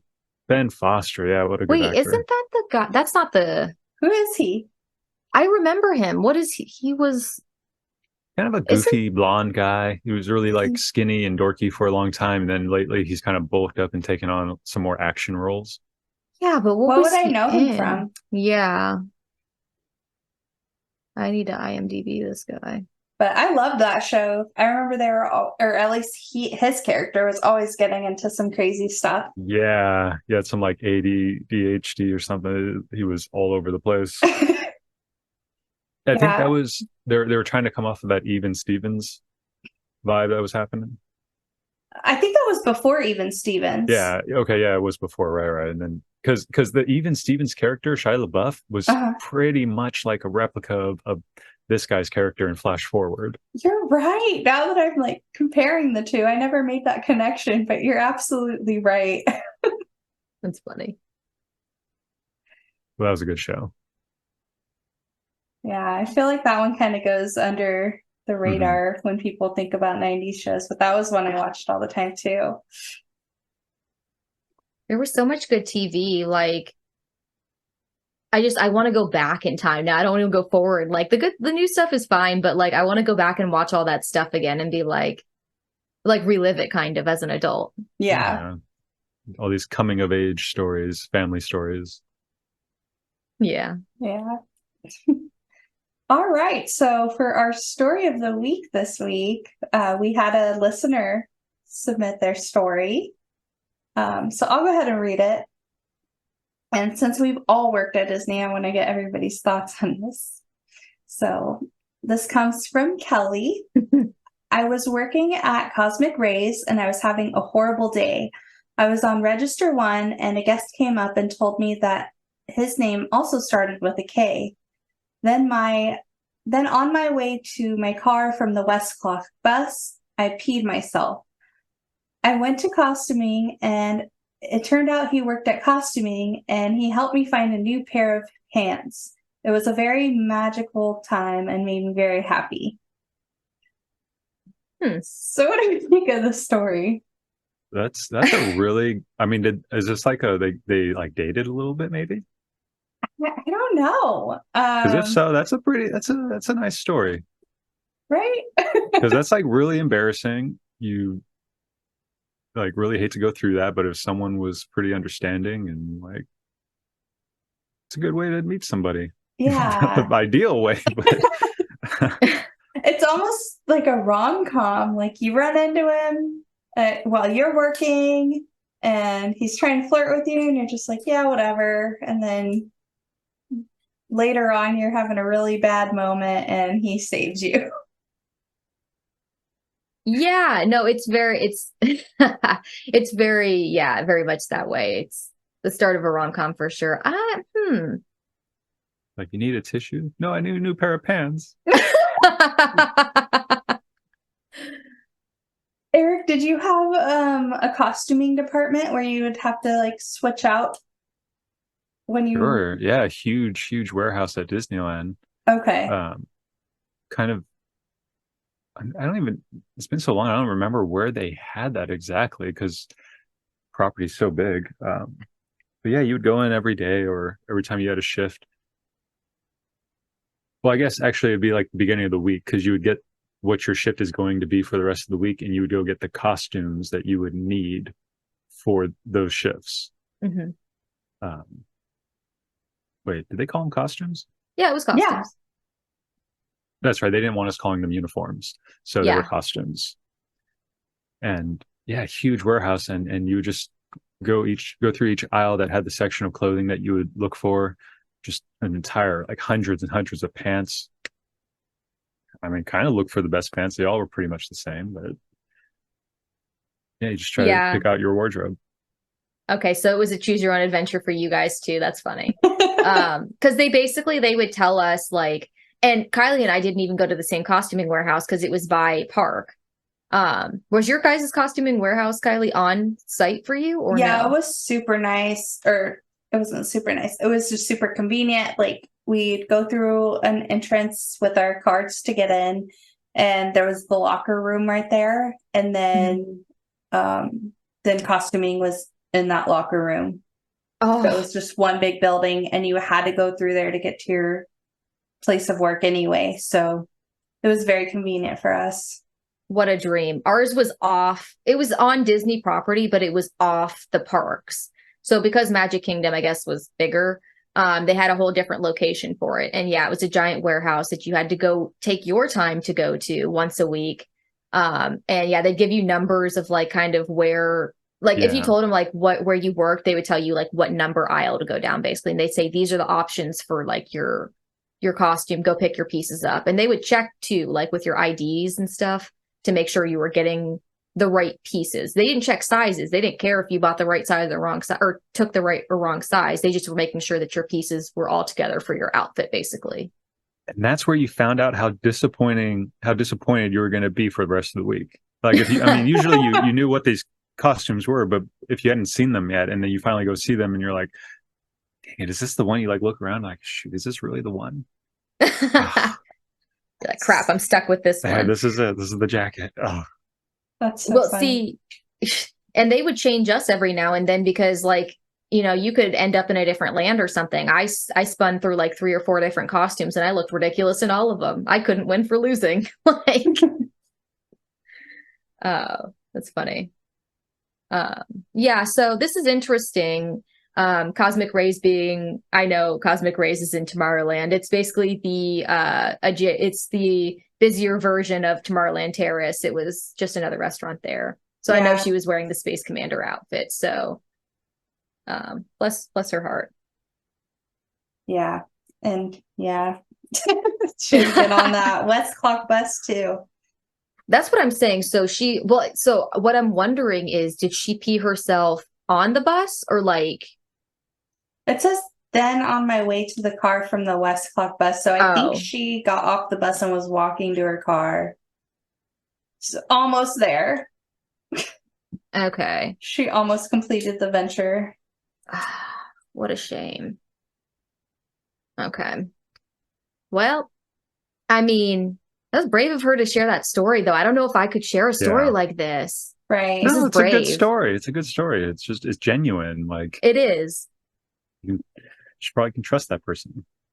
Definitely. And yeah, it was like a little fairy tale. Now you've got a new friend or potential relationship for life because you've bonded with this person. So But now she has to get something over him because now he's like, remember, Yeah. you're the girl who peed the pants. Exactly. that's funny. All right. So let's go pop into this game real quick. So the quiz I found this week, it's a BuzzFeed quiz. It's called Which Forgotten Disney Character Am I? And we'll put this in our show notes. So if you want to play along with us, you can pull it up. First question is, what is most important to you? Is it family, fun, learning new things, or nature? Oh. I mean, I do love spending time in nature, but I also like learning new things. yeah. I feel like learning new things is important to me. My family is important to me, but I feel like that's like a redundancy. I know my family's important, so I want to like pick something different, you know? Right. Yeah, I'm on learning new things. Yeah, same. I think that's what I'm going to go with. What animal would you say best represents you? A cat, a fish, a rabbit, or a frog? These are interesting options here. Right? I'm going with a cat. Because that's just my nature. I go into places and then I leave them like I was never there. Go ahead. No, I'm not fully sure. If you've got an answer, you go first. I was just going to say, I think I'm going to go with the cat too, because I don't really know much about cats, but from my observations, they switch moods really quickly and they want to be all cuddly and then they want to attack. At least that's my experience. So, not saying that's me, but sometimes I can just go from one mood to another. So I'm going to go with cat. Okay. Something is drawing me towards the rabbit. I I'm could gonna see have that to for agree. you. I'm going to agree with that. Yeah, I feel like the rabbit. Yeah, something about it. I want to be a cat, but I think Eric and I have talked about this. He thinks that I'm not swift enough to be a cat. I kind of come in more like a Very dog. clumsy. Yeah. I'm quick on my feet, but not the rest of my body. I flail. I'm like a foot taller than you, but I'm just so delicate. It's so Just funny. He really is. It almost makes me angry. like a ballerina. Oh my God. Now I'm just picturing you in a ballerina outfit. It's bad. Anyway. All right. Pick a house you'd live in. So the first one is like a cottage in the woods kind of vibe. What is that? Like an A-line house? Yeah. Yeah, A-line cottage in the woods. Next one, we've got a beachy cottage by this, literally right on the water. It's got like a deck that literally is over the water, basically. We have a spooky ooky house. What kind of, that's not Victorian, is it? No. It looks kind of like European, but like Scandinavian. Okay, yeah. So we've got like a European style kind of haunted mansion in a sense. I think that nails it. Okay, cool. Like if Transylvania, like I've never been to Transylvania, but I assume that if there was a little town near Transylvania, this would be it. This is what the houses would look like. Okay. And then we've got like a contemporary IKEA-ish. Yeah, like very modern. Modern, like fireproof kind of house. That's what yeah, but it's like Fireproof. modular. It's like a bunch of stacks on top of each other. Like if you've ever seen anything kind of modern modular, it's just like a bunch of things stacked together to create a house. Smart house, probably smarter than me. So what are you guys going with? I think I know what I'm going with. I'm going with the beach house. Yeah, same. Eric? I'm just trying to think where I can get the most creativity done. Ah, That's smart. I feel like you might be interested in this haunted house. I'm really looking at it. It looks very isolated, and I'm not going to be bothered. I might go with it. I think that's very you. Yeah, I'm going with the Transylvania house. All right. Pick something for a snack. Some fruit, snow cone, bacon, or gummy worms. Amber knows my answer. I know your answer. That's probably bacon, isn't it? It's fruit. He's going fruit. Oh, I was going with the whole turkey leg thing. I'm stuck between fruit and a snow cone. I think I'm going snow cone. Because everything else, like bacon's a breakfast. I don't really want that as a snack. And if I'm choosing a candy, it's probably not going to be a gummy worm. Yeah, I'm not big on the gummy worms. I think I might go snow cone as well. Okay. Just because I eat fruit every day. Okay, so pick a word to describe yourself. Loyal, eccentric, wise, and curious. I'm gonna have to go with curious. I'm between eccentric and curious. I think I'm definitely curious. I always want to know why.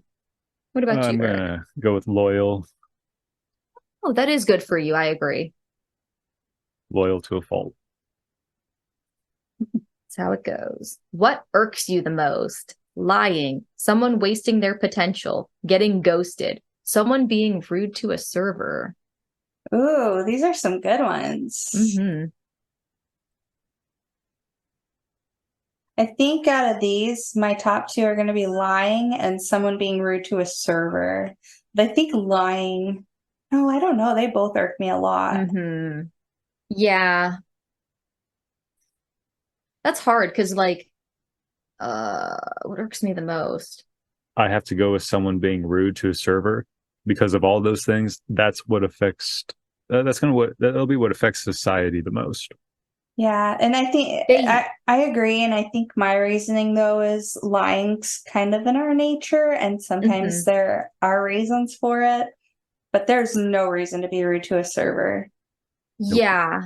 Have you heard it's kind of funny. They say like when you go on a first date and you see how a guy treats a waiter is how he's going to treat women and his mother. That's what they say.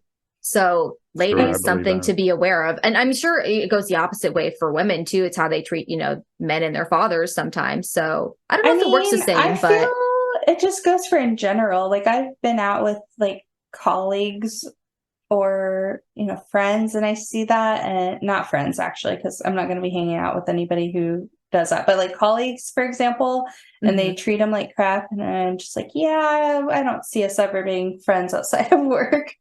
yeah. And usually you have a vibe from that person. You're like, oh, this was the vibe. This is what it was. Okay. Yeah.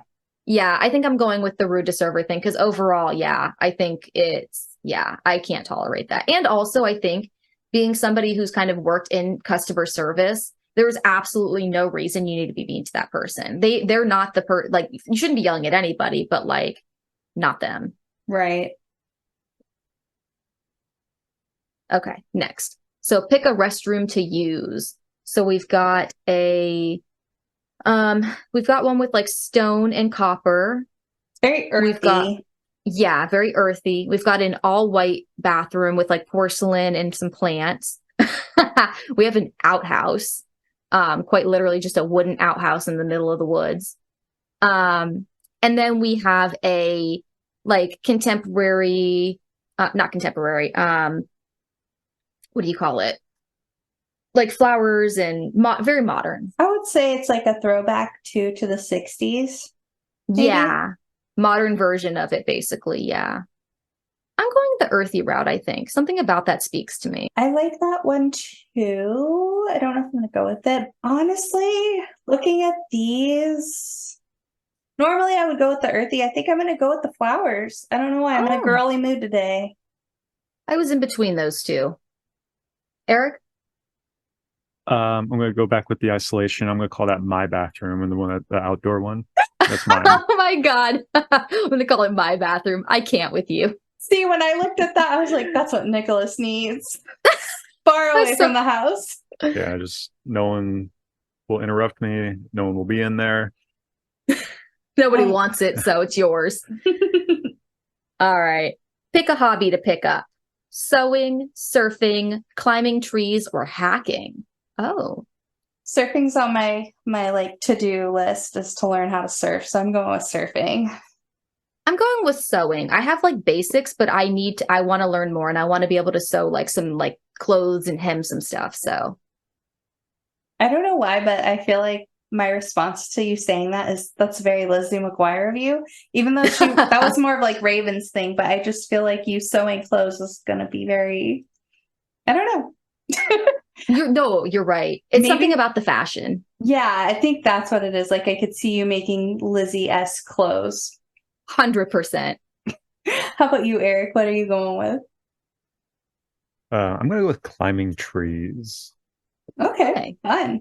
Reminds me of a really good Calvin and Hobbes where Calvin's dad is working in his office and Calvin prank calls him and his dad answers and he hears, "Hey, why don't you go climb a tree?" And then he hangs up on his dad.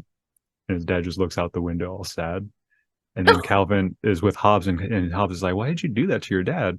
It's like, well, I mean, he's always putting his beliefs and values on me. I just wanted to see what it felt like. So I'm climbing trees. I'm climbing trees all day. It's funny. Pick the random image that calls to you. So we've got a lake with rolling hills and mountains in the background, and forest. We've got, oh God, terrifying.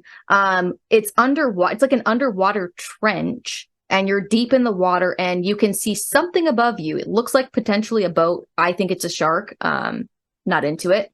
Looks like a fish to me. Yeah, It could be a lot of things. creepy. Looks like diving. Looks like diving. Yeah, it's diving. Whatever it is, it's unsettling. Scuba diving, yeah. Yeah. A basket of kittens, and then a close up of like a gecko frog. A gecko frog. Gecko frog. Is that gecko frog thing? That gecko.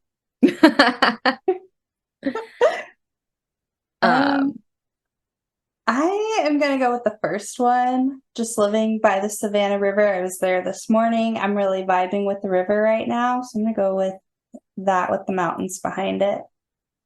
Okay. I'm going basket of kittens because love. I knew it. I saw that. I was like, winner. I'm going with the cave diving, the scuba diving, because that's where the treasure's at. Hot I take. feel like I would be interested in it, but the ocean has not been very tolerant of humans lately. Yeah, you got me. Yeah, kicking and screaming is the only way you're getting me down there, and that's not ideal. No, So it's been kicking our ass since the Odyssey. True. can't do it. All right, pick a place you'd be the most relaxed in. It's a rainforest waterfall. There is like a forest, and it opens up into a lake with the mountains.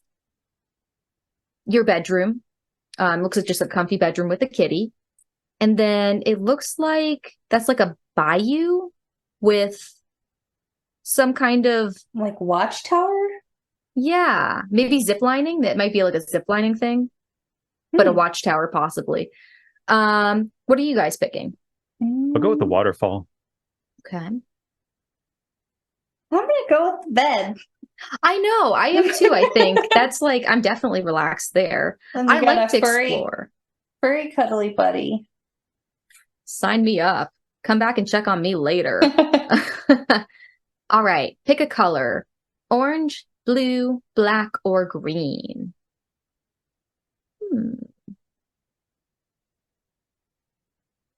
I'm just gonna go with blue. Okay. I think I'll go black. There's something classic about black. I'll go Eric? blue. Oh. All right. And finally, if you had to, which profession would you choose? Park ranger, diver, vet, or engineer? Oof. Hmm. Like diving, I feel like would be interesting. There was a time where I wanted to be a marine biologist. And of course I love animals. I feel like being a vet would be heartbreaking though. Mm-hmm.